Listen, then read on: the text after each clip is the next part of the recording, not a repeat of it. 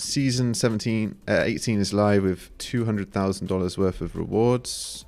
Season 18 will be 50% longer than the previous seasons. We've adjusted SLP earning mechanisms by halving the SLP cap for adventure mode to 50 and having the daily quest completion mode to 25 and making SLP rewards for PvP scale faster at higher ratings. Okay, so this is milli ASX. So that's one ASX. If you're in the top 1,000, you get one ASX, which is like $40. So you get $3,000 if you're in the top 10. If you're in the top 1, you get $9,000. Okay. Economic adjustments. We've made adjustments to the way SLP is earned in-game. We've halved the amount of SLP an account can earn in PvE from 150. The reward for completing the daily quest has been halved from 50 to 25. PvP SLP rewards now increase at a steeper rate as trainers' rating improves. Basically, PvE doesn't generate you as much SLP anymore. And PvP generates you more. The problem they had before was when you're above 2,000 MMR, the difference between 2,000 MMR and 3,000 MMR, there's like no extra SLP to be earned. So people were actually had a strategy to lose games to drop their MMR back down from 3,000 to fight against easier players to get the same amount of SLP.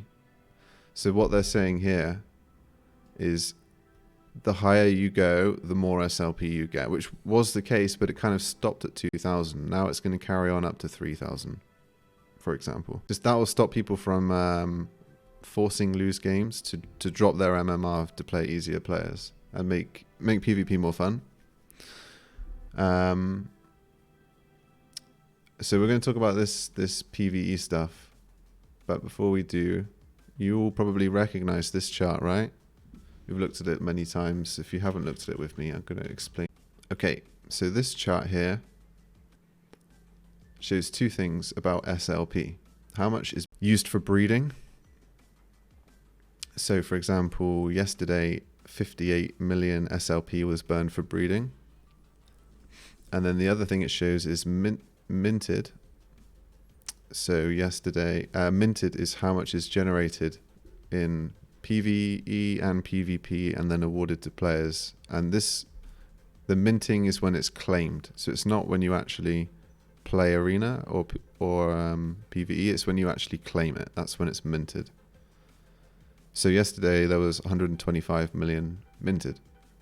And what this chart shows is the difference between how much is being minted versus how much is being burned. And you might have seen that we've gone through this in the past and we've realized that when there is more being burned than minted, the price goes up.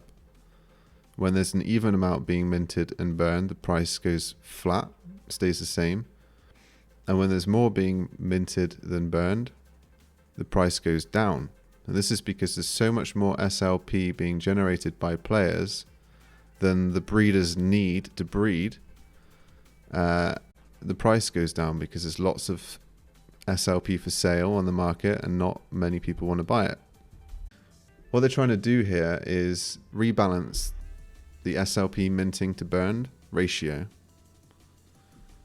2, make it less profitable for bots. 3, make PvP more fun so that people are not dropping ranks to earn more SLP and they're actually fighting people of a similar level. Because what happens when people drop ranks is you have a 3,000 MMR player. He loses games on purpose all the way down to 2,000.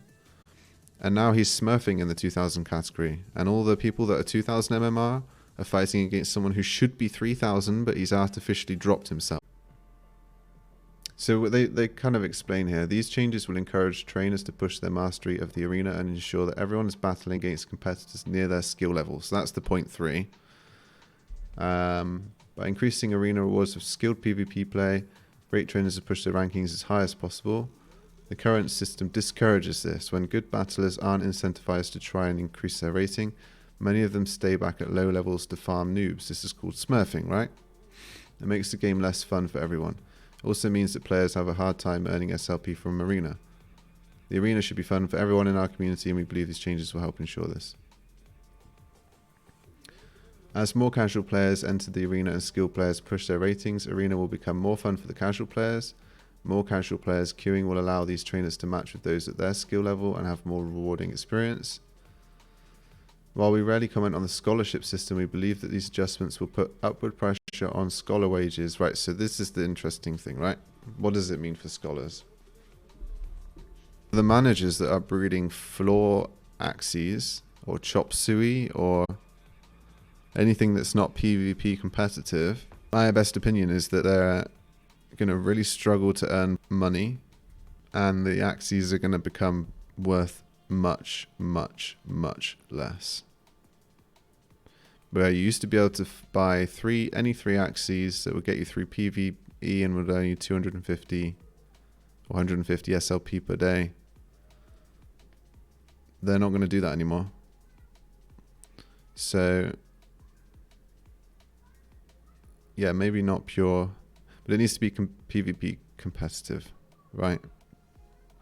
So for you guys who are scholars with me or anonymous, you're not impacted by that change because we build good PvP teams. So you just carry on and you get to enjoy the advantage of being able to earn more SLP than the people who have chop suey. So we believe these adjustments will put upward pressure on scholar wages for skilled battlers and reward managers that have put time into educating and training. Just like in the real world, higher pay must be a function of variable outcomes. Turning scholars into skilled workers is a step in this direction. We will be carefully tracking the relationship between SLP earned through gameplay and SLP burned through breeding to see if additional... Do we still prio energy on adventure as newbies, or do we split the energy between arena and PvP? Very, very good question. I think we need to figure that out. I think that this is yet to be learned. I mean, let's give you something else here. We are going to let you all discover the new SLP brackets for higher ratings. Let's see who discovers them first. So what they're saying here is they're not telling us how much SLP you will earn at 2,300 MMR and 2,400 MMR. That's for us to discover ourselves. So how much to prio energy on adventure versus arena and PvP and stuff like that? That's something we're going to have to figure out as we learn. And we'll keep you updated as soon as we know more. I think adventure's going to, PvE is going to be more interesting in the future when we have parties that you can play, like raids in World of Warcraft and stuff. So assuming you have infinite time to grind low-level adventures to cap the SLP, it's not worth spending any energy on adventure. You can cap SLP by running level 150 times. Yeah, assuming you have infinite time. When we make these decisions, we look carefully at different data points such as axes bred per day, axes per holder, new axes holders per day, and axes floor prices. This is actually very interesting. I'm going to sneeze.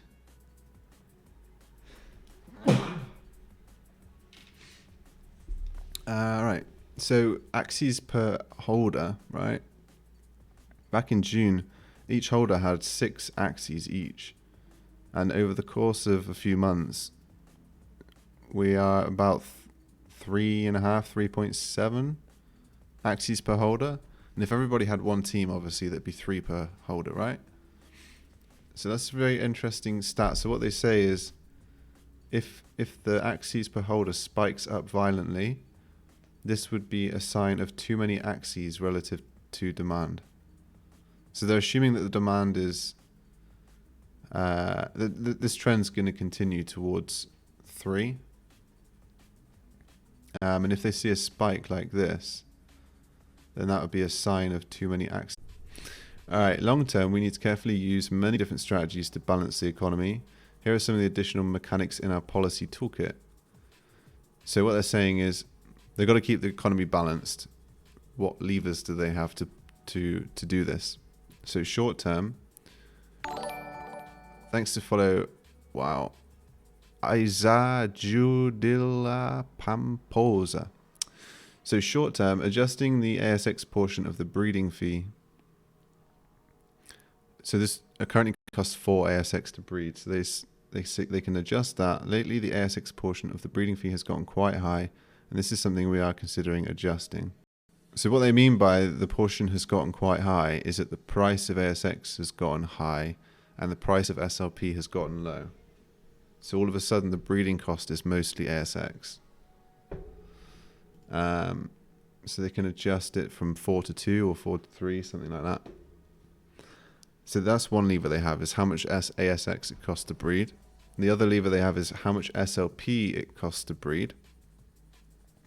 They may increase the amount of SLP required per breed in the future if burning and minting is still skewed towards the oversupply of SLP. So what they're saying here is if this chart continues where there's huge amounts of red minting and only small amounts of yellow burning, even after changing the PvE and PvP, then what they'll do is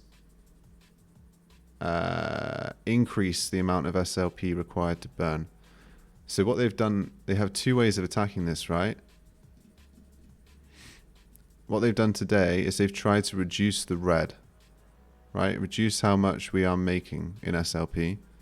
And another thing they can do, if it's still not enough, is they can increase the yellow. And that means to increase how much SLP it costs to breed. At the end of the day, what they're looking for is like this. This is nice growth. You see how it's even. And then things start getting a bit out of whack here.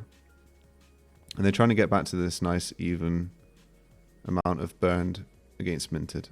So that's the two levers they have. They have changed the ASX cost and changed the SLP cost to change them, right? So we will appraise the need for further action based on the data produced over the coming weeks. And it's worth spending weeks to wait because it takes 5 days to breed. They want to wait for a few generations, you know. They should make other uses for SLP, maybe. But I think they're focusing on making other uses for the axes that are now useless, right? Like turning them in for... This might... Oh, it's right here. It's right here. Okay, so... Long term, launching our own decentralized exchange to attract greater liquidity for our in-game resources. The problem we have right now is, well, problem I have right now is I have a bunch of Ethereum in my Ronin wallet and I need SLP to breed. But for me to withdraw my Ethereum, put it on a Uniswap, and convert it to SLP and bring it back into Ronin would cost about $100 in fees. So what they're looking to do is launch an exchange where we can trade ASX for SLP and ETH for SLP, all that kind of stuff. Okay, so that was the exchange. So then the other thing I was mentioning was the Axie sync, which means releasing burning basically, but they don't like the word burning when they're talking about their wonderful axes. So releasing axes for crafting materials. So these materials could be used to upgrade land or axie body parts and land items. They could be used to create consumables and buy role cosmetics. Not sure what role means there. But consumables is a good idea because we constantly need consumables in PvE, right? World of Warcraft and stuff. That would make sure that there's a constant need to release axes. That will get rid of all the floor axes right now. Maybe give them some volume. Give them some value. Last thing here, releasing new features in Axie game modes that increase demand for axes through access to new experiences and utility. All right, so just adding to the game, basically. That's pretty much it.